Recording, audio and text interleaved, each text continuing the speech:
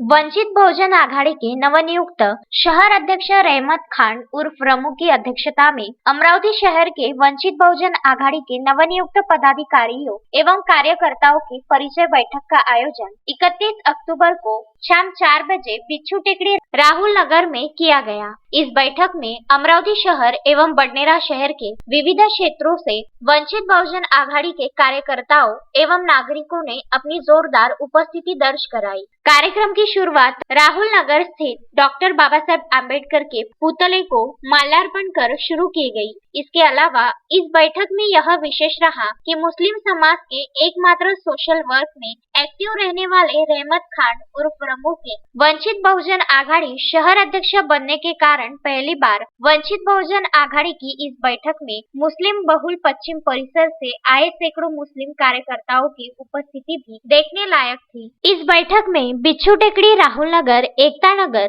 देवी Nagar, Vadali, Nandanvan colony, jail quarter परिसर, चपरासीपुरा, चिलम